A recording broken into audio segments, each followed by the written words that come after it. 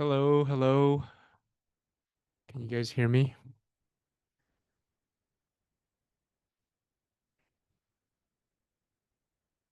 Hi, Christopher. Yes, you can hear me. Perfect.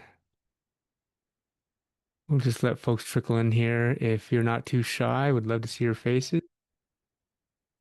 If you're driving or in a difficult place to turn on video, I understand.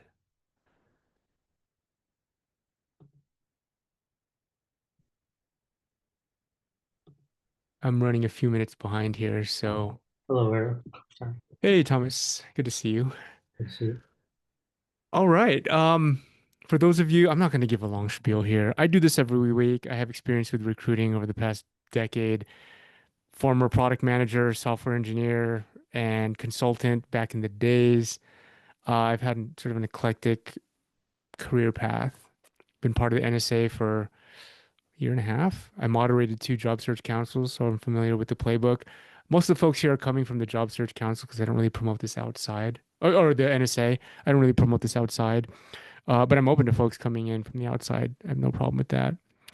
Anyway, I'm here to answer any questions. Challenge me with any sort of obscure edge case scenarios.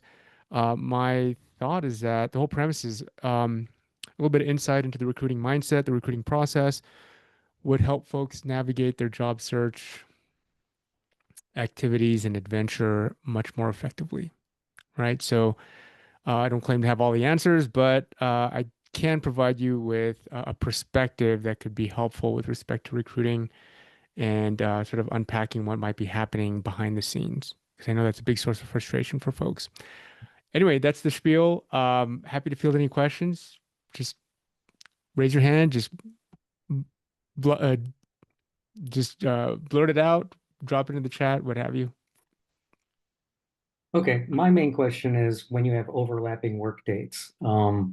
In your review of my resume, I realize you're not coming from the same types of jobs that I get. Usually Yeah. people reach out to me for technical help in a variety of things. So I've been working since the late 80s, the mid 80s, really.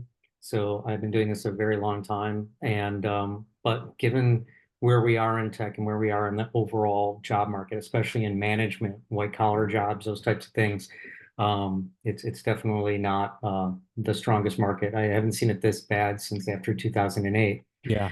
But so I knew this was coming. So I took a lot of jobs. I had full-time jobs. One piece of information you gave me was to put in where it's contract, where it isn't. So I did take that piece of advice and put that on because the titles don't mean as much to me uh, because when you're contracting and stuff, it doesn't matter. You can be the Sure. senior VP of planning or whatever, it doesn't make any difference. When you Yeah. do take a corporate job in industry, then it does make a difference. So I have a bunch of jobs that overlap. At one time, I had four full-time jobs at the same time, at least two for the last 3.5 years, and then three for the last year and a half.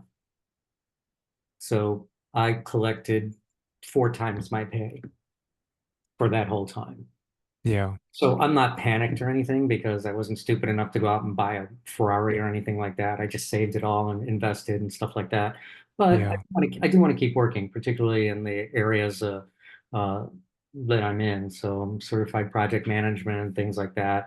Uh, Yeah. Business architecture, things of that nature. So, do some people, one of the things about resume writing, it seems to be like a religion. Some people just, this is the way you pray, this is the way you pray, and any other way is wrong, that kind of thing. So, I have overlapping dates. Some people think that's, quote, badass. You need to put that on there and show them that you're an overachiever. Other people are like, no way. It needs to be linear, like one job after another, and Yeah. hope they don't So catch it in the background check when they ask for your term date, you know? yeah. So Thomas, I appreciate just make sure I understand the question. You're in a situation where your work experience is such that you've had concurrent roles where you were overlapping. Okay, so your resume it has to tell a story, has to tell a narrative, right? And with respect to when recruiters are looking at your resume, they want to sort of they're applying patterns to understanding your resume, what it's telling.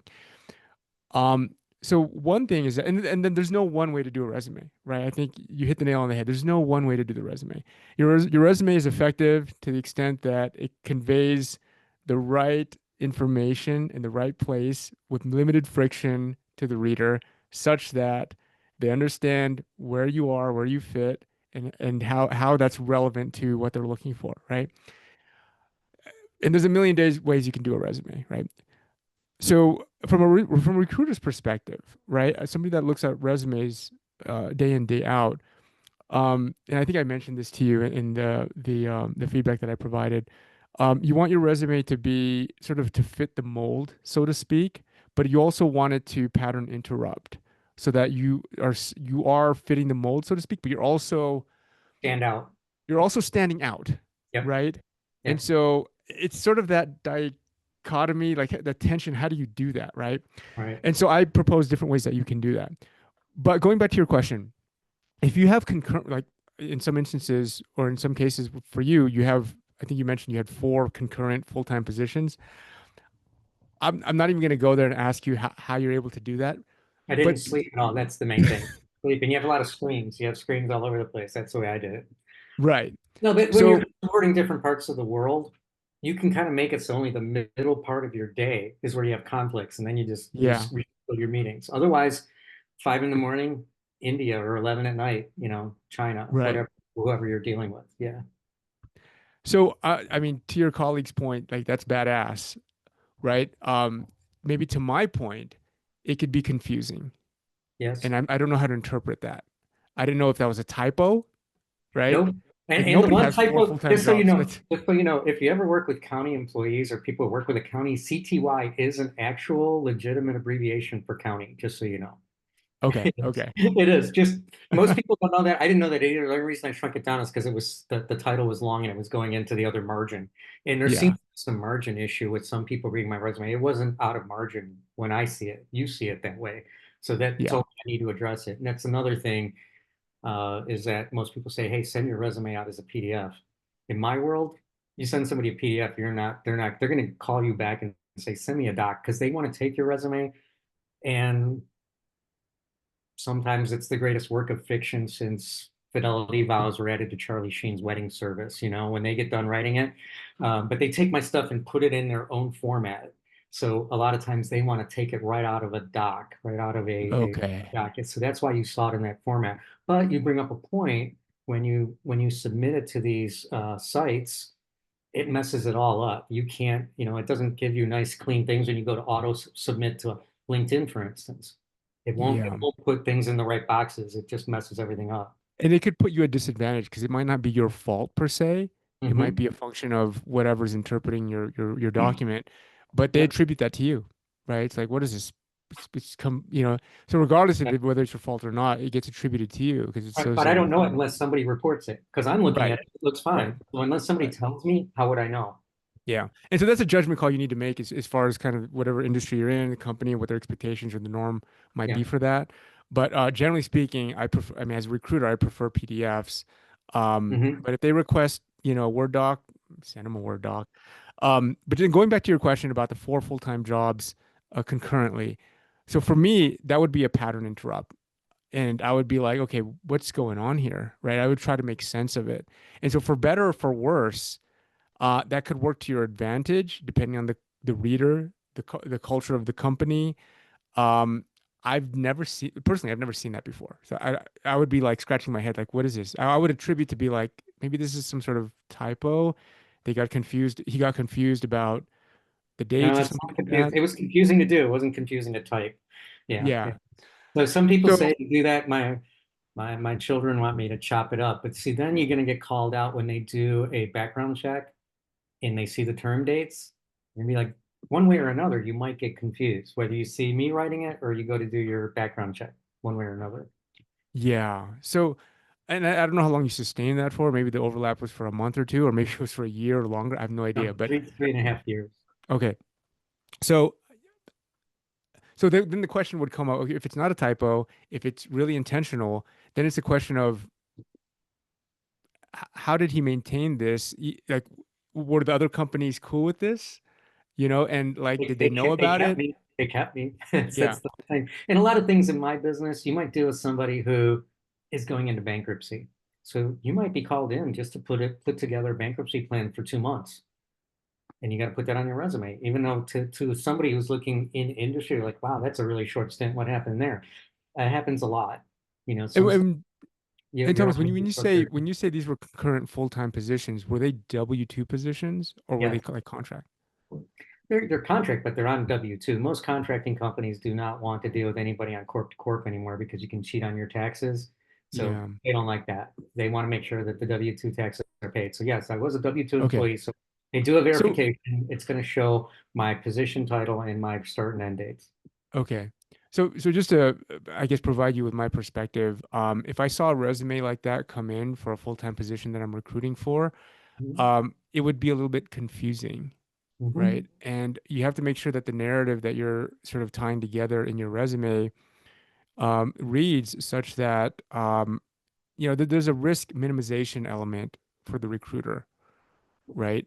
Because the recruiter's trying to manage their time. They've got multiple job recs. They've got hundreds, maybe thousands of resumes that they need to kind of pour through, and they're looking for patterns, right? And if you think about the typical person that's going to fill the position that you're applying to, they would have a typical pattern in terms of their career progression, right?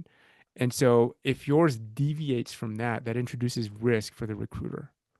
And you need to be able to explain that or at least give a nod to some explanation of that In in the your resume resume. or in the resume or when I Both. go to the interview. The main thing you want to do is just kick the door down with the resume to get an interview. Then once you get Yeah. an interview, you can explain things. But the Yeah. question is it a disqualifying element to do this? Because I can cut the dates out and just hope they don't notice and just make them concurrent. I can do that. But And what you're suggesting is that these four concurrent positions, the work that you did there in each of those four concurrent positions, um, they further your case for the position you would be applying for. yeah, the thing Because about one way, go ahead. I was going to say, one way that you could do this on your resume is you can say you're working for this consulting company, and these were four different That's what I clients. did on one of them. Yeah, on one of them I did based on your input. So I put consulting company and then assignments Yeah, underneath. So because that's easy you, to understand. you mentioned about that I used a different format. The reason it's formatted that way is sometimes you work for a consulting company, they do send you out on different assignments. These were all different assignments from different companies that they were Yeah, sending. yeah, And they didn't yeah, care. I was completely honest with them. I said, I'm working so much. We need somebody. Can you do it? And the job right. market was so hot. They Yeah. said, yeah, and I did it and it was fine. It wasn't an issue. But okay, I don't want to dominate the whole conversation because other people have So I hope questions. that helps, I, Thomas. Like, I mean, happy to. I have other questions for you as well, but I'll let somebody else talk since I All right. dominated the conversation. Hi, May, Cody, Christopher. What do you guys have? What are your biggest challenges? Any edge case, obscure scenarios that might benefit from some random guy or some random recruiter guy's experience?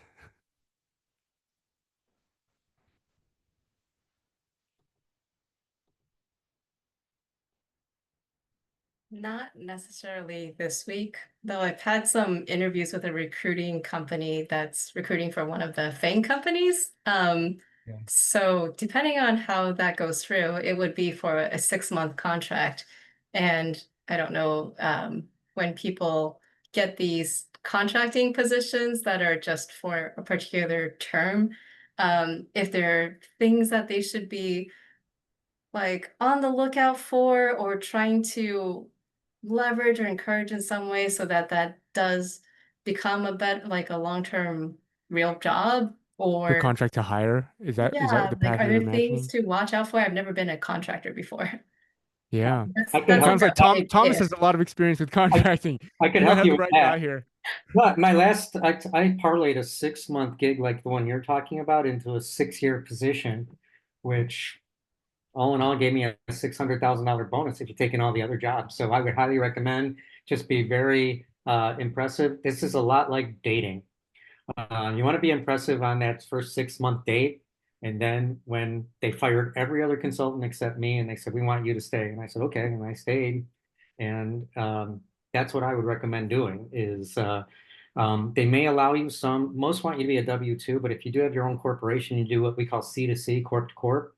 That might be an advantage too, because I don't know where you are in your journey, but it's always nice to have your own corporation.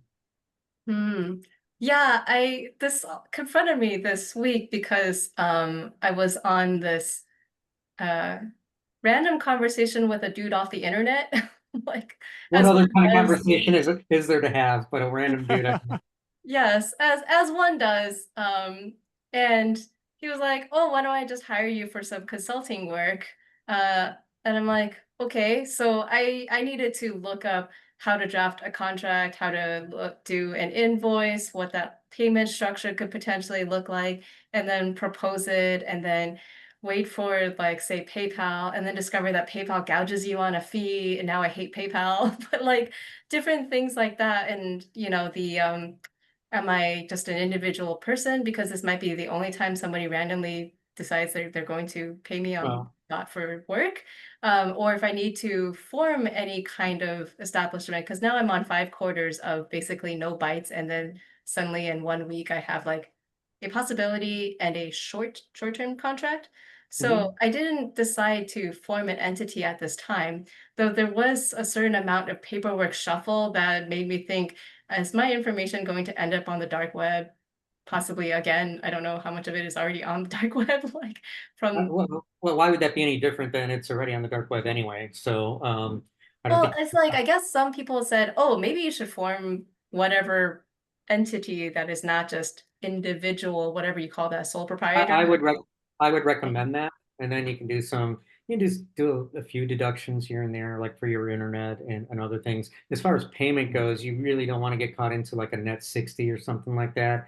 If you can get it to net 45 or less, What that's does that the mean? What's this 60 or 45? Oh, are day, you talking day about days. $1,000? No, days. The day Invoicing. Oh, after you invoice, how long before you get paid? So you give them an invoice on the 1st of July. Will you see any money before the 30th of August? I mean, Thomas, this is how informal it is. I just took the Google template and then I'm like, 3 business days? I'm like, I'll be kind. 5 business days. You can That's pay nice if me you can in get it. five business days. A lot of accounts payable departments don't do net three. I've never heard that. Net five, maybe. If you're a friend of the owner, I don't know. That might be something. But most places you get into that, and then you can also, have your business account set up, and they can pay you directly in your business account. You don't have to do PayPal. May, one thing I should say is that this recruiting firm that has found you and engaged you for this for their client, presumably this FANG client, Mhm. a lot of times what I've seen, and maybe Thomas, you can kind of chime in here too, is that that recruiting firm will often employ you, and they will mark up whatever they're charging the client or whatever they're paying you. They will mark that up like on an hourly basis to Yeah. make sure Right. that they get their I'd have to share, and know. they I'd have they to know might not be more about it. transparent with you on that either, Yeah. which is I think typical. I'd But have they to know handle more the about they handle a lot of the administrivia with related to invoicing and paying, and then maybe they'll have a net 60 or whatever, net 30 with their client, so they don't get paid very often. But then depending on their relationship with you, they might pay you weekly or biweekly, right? And so Oh, they could be like a sort of that equivalent of the entity or the structure, so you don't have to do that on your own. But I don't know these guys, but I've seen that pretty common as well. wait, do I have to think about that as well if I get I guess I would see paperwork and have to think about that, but does anyone negotiate the paperwork to say, oh, I've been selected by this FANG company and here's the paperwork from the recruiting firm. I see you do net 60. I want net 45 for me to accept this position. Is that a thing people They do? would just prescribe to you, like, here's the deal. Like, if we end They up would bringing tell you on you. board, yeah, they Yeah. would tell you, and then you would negotiate with them, and then they negotiate separately with their client, their FANG client. But you would be Okay. representing. I mean, you'd be working through them, and sometimes the layer is very thin. Like, there's no management. All right. You're basically a hired gun, and you build a relationship with the FANG client, whoever that may be, and the only thing that this other third party company is responsible for, they invoice, the fan client, and then they do whatever they do back office, and then they just pay you, right? And so Oh, it could be that the layer could be that thin, or it could be super thick, where they're a consulting company, and you're joining their team, you're staffed on a project, and they're kind of managing you, so to speak. So it really oh, depends. yeah. Yeah.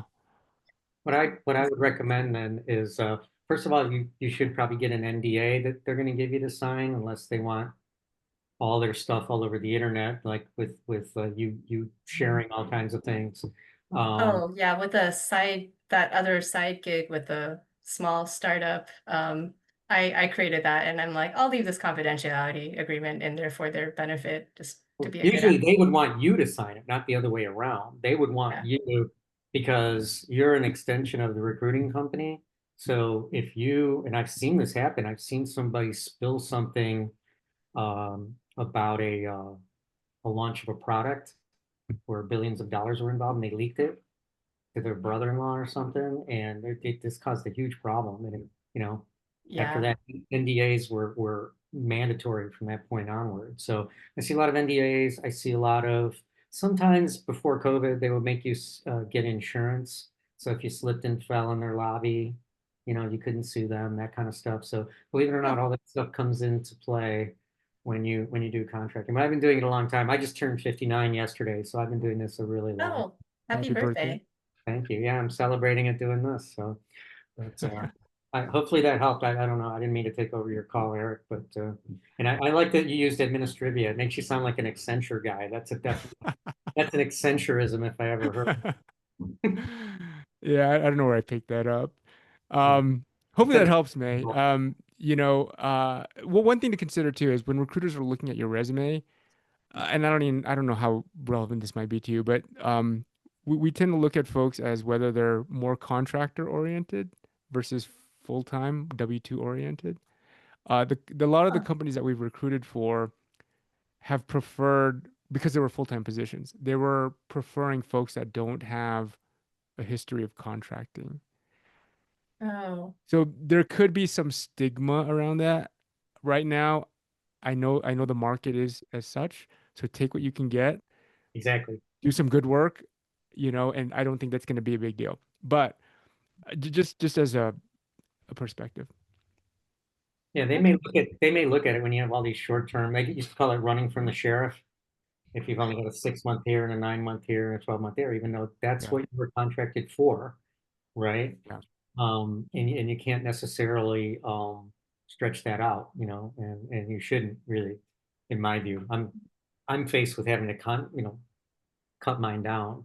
So I'm looking at that and saying, hey, is that something that I need to do? That was the main thing I wanted Eric to answer for me. And I have other questions too, but I'll let May and Cody and everybody else ask their question. I mean, could that be one of those things where you just work for your consulting agency, like you as a consultant, and then it includes these different kinds of projects? So it looks like you have a super long stint, even if it's 50 short stints. Yeah, but you're not going to get it typically from the same contracting company. Usually contracting companies, especially the smaller ones, have some sort of specialization. Oh, Yeah. I mean, like, if you set yourself up as a legal entity of Thomas the Tank Engine Consulting, and then as a consultant, you have worked for a bunch of different agencies, etc. But you just say like, I work for my own personal consulting, and here's 50 projects I've done. No, I wouldn't do it that way. I wouldn't name my own company, nor would I name the contracting company. Nobody cares about the ABC consulting company. Nobody cares about that. If it's Accenture or EY or some bigger, like real consulting firm, Yeah. uh, then you could put that in. But otherwise, this is what Eric and I were talking about. He said when you mention the clients, because while there is sometimes a discrimination against doing contracting, there's another thing that says, hey, this person has a real broad base of experience. Like I took it for granted that Eric would know who Novartis was. If you're in the pharmaceutical business, Oh I, yeah. I guarantee you know who Novartis is. He didn't. So now I put next to it pharmaceutical company because most of what I'm directed towards is them and in banking and mortgage and stuff like that. But Mm. putting contract next to it, I think that's good advice from him. Putting in, hey, Novartis is a pharmaceutical company, AbbVie is a pharmaceutical company, Medline makes medical devices, Stryker makes medical devices. When I put in Mayo Clinic, most people know who they are. So, but otherwise, Those are all major companies, Thomas. Like, I've been doing good. this a long time. Yeah, I started coding. I just took a thing for coding. I started coding on 80 column cards. Yeah. That's how long ago it was. So my father worked for So IBM. He had to sign my first employment because I wasn't 18 yet. So for my 401k, my father had to sign. so we got a question here from Cody. Cody, I don't know if you can chime in audibly, but I'll just read it. There's a few acronyms here that I'm not familiar with. So in your experience, how strict are RTOs? I don't know what an RTO is. Return to Um, office. oh, One of the okay. places that reached out to me says they're currently doing their return to office right now, and then a few Yeah. that are fully back already. Yeah. Some places reaching out for roles that are an hour away, more expensive. COL, Cost of living, cost of Yep. and living. then high cost of living. High cost of living. Okay. I'm All right. already in one of the He's most learning expensive metro acronyms. areas, and these places are in the even more expensive metro area. Yeah, he's learning Yeah. acronyms. Say like CTY is county for sure. So Yeah, I'm learning. there you I go. recognize Always that one learning. too because I used to do software for local government. So I'm like, oh, I know that one. Yeah. Exactly. Yeah, he said he thought it was a typo on mine, and I said I understand that now because I thought it was too. And then somebody said, oh, just everybody calls it CTY, and I looked it up to make sure it was an agreed upon abbreviation before I put it in my resume. So your question, Cody, is how strict are the RTOs? I think that really depends on. I mean, I think what I've been seeing is that there's been a trend to RTO, right? Yeah. And especially now when the employers have a lot of leverage, they could be more demanding and with the folks that they're hiring.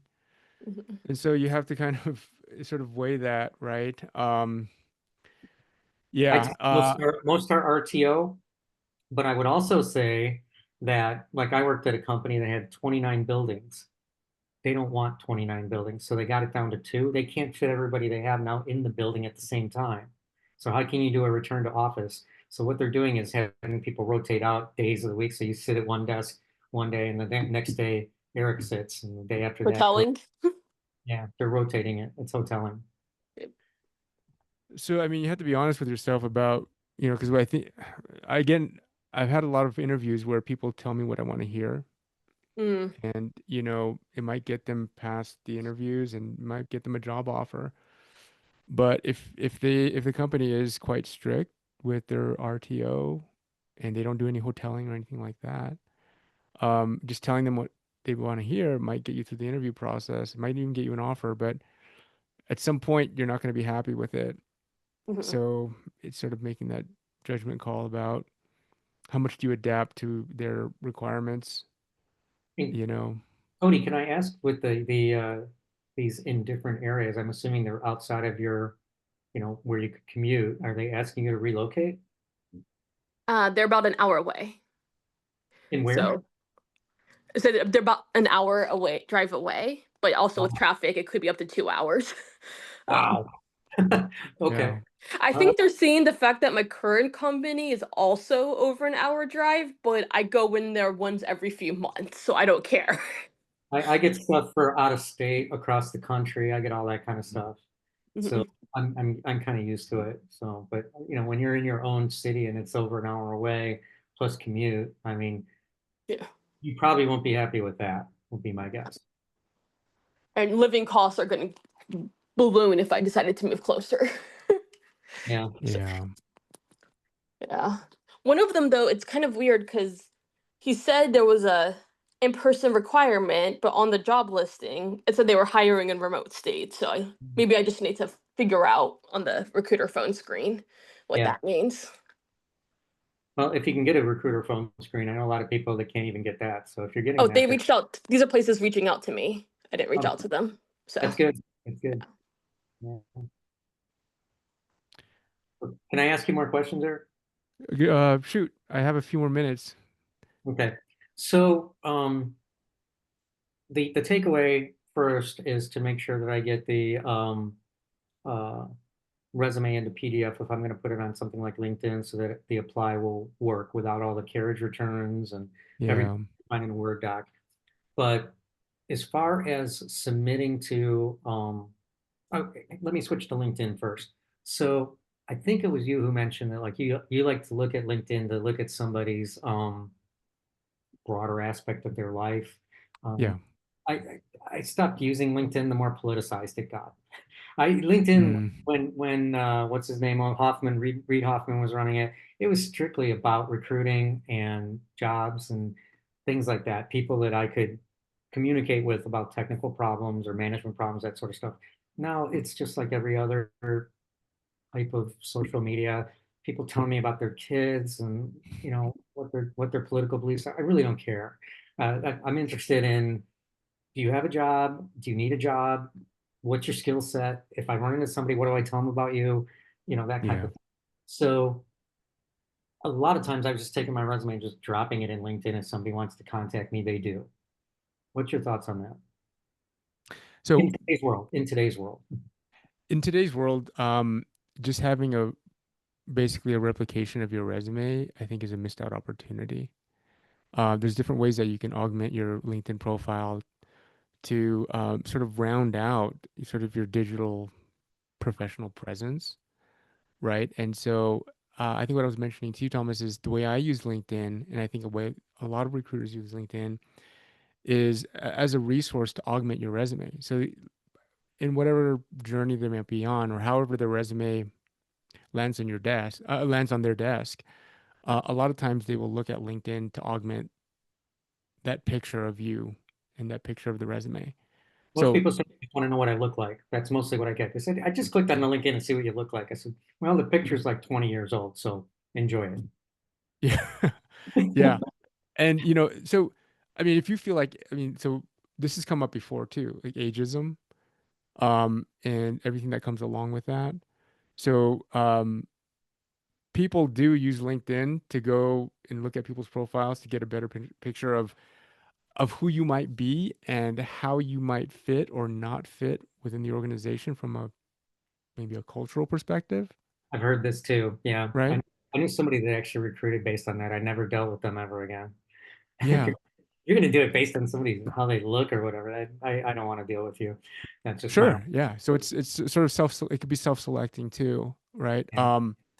But at the same time, it's like, so yeah, to answer your question, if you're just copying and pasting your resume into LinkedIn, I think it could be a missed opportunity because there's other ways that you can sort of accentuate or add different facets about you as a professional, you as a person. And when I go to LinkedIn after a while or after looking at somebody's resume, that's kind of what I'm looking for, right? Okay. Because I expect the resume to be much more, how do you say, like professional or focused on the job that you're applying to. And when I go to LinkedIn, I don't expect that as much. I don't expect it to be hyper tailored to the job that you're applying for. I expect it to be a little bit more general so I can get like sort of a whole kind of a holistic view of you as a person, as a Yeah. professional. Yeah. Makes sense. Most of my jobs are things where they kind of already are looking for keywords that I already have in my resume. That's mostly the main thing that I get. And almost all the recruiters I talk to are calling me from the other side of the world. So that's Yeah. mostly what for my type of stuff. I've only recently started to get into actually, submitting for jobs. I haven't done this Yeah. in a long, long time. And I have one thing too that somebody mentioned. They said, "Well, we were looking. You don't have any social media." I said, "No, I don't. Just LinkedIn. That's it." And for some people, that seems to be some sort of red flag. I don't know, but there's no Facebook. There's never been a tweet from me. I have none of those things. Yeah. And I think what they might be looking for is kind of like what I mentioned, just having some other dimensions that they can look at. It's sort of like, and I tell people, like, for example, like there's recruiters, they use a lot of shortcuts, right? And they make, for better or for worse, they use shortcuts, they use pattern recognition Yep. to sort of infer what the person might be like, right? So something as simple or silly as the email address on your resume, or right? Is it an AOL email? Is it a Hotmail email? Or is Did it you like my Gmail? Proton Mail? Did you like my Proton Mail I do domain? like the Proton Mail, right? Yeah, There's yeah. certain, I mean, again, Nothing like secure email. Yeah. right, yeah. So like, okay, and not to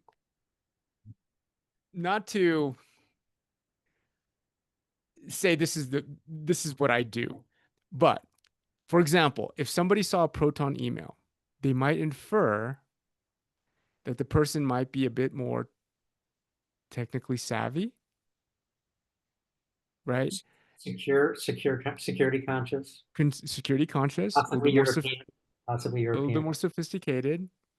In contrast to somebody that's using an AOL, I don't even know that exists anymore, an AOL or a Hotmail email, or maybe even a Yahoo email. What what the recruiter or the reader, the recipient might infer from that, right? So it's just little things like that, and not to say those are damning Yeah. or deal closing, right? But it's one piece of a puzzle that a reader, a recruiter is trying to piece together in their mind of who you are as a candidate, right? Cool. And so just All being right. sensitive to these things, you know, and I'm not telling you that you have to change who you are as a person, but there's a lot to do with perception, right?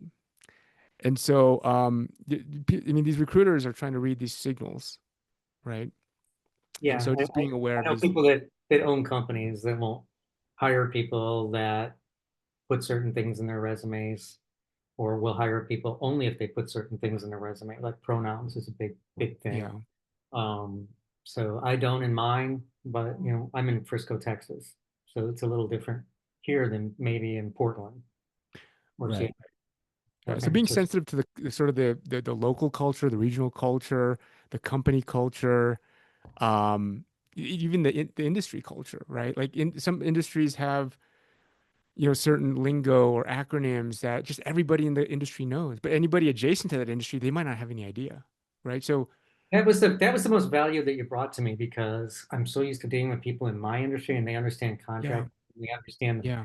companies. I'm like, here's a guy that doesn't understand this, so I need to make him understand this because he might be reading it. So Especially if you're applying to something adjacent or outside of your current industry, yeah, that could be a showstopper right there. Immediate premature disqualification.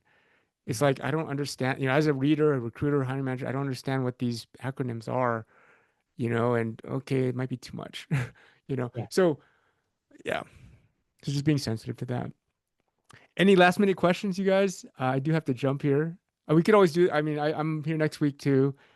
Thomas, I do this every week. So I wasn't sure if it was just a call between me and you or if it was something else. I'm sorry I couldn't buy you a coffee. I've never had a cup of coffee myself, but I hear other people like it.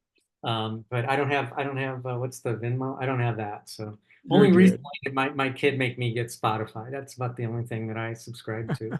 I got a $16 a month Spotify account. So, but my kids are a little older. They're 27 and 30. So Yeah, I'm overflowing with subscriptions. I need to sort of go back and look at that. I sign up for these subscriptions. I never one of use the them. things that I'm keeps like, Americans poor, that and cars, I would say. Those are the yeah, main keep, yeah. keep, yeah. All right, you guys. I appreciate your time. May, Thomas, Cody, Christopher. Have a great. I hope I didn't dominate the meeting. I'm sorry. Yeah. No, you're good. I appreciate the engagement. Have a Have a good great weekend. 4th of July, Independence Day, if you're here in the US. Otherwise, have a great week, and I will hopefully see you guys next week. Take Happy care. holidays. Thank you. Bye. Thank you.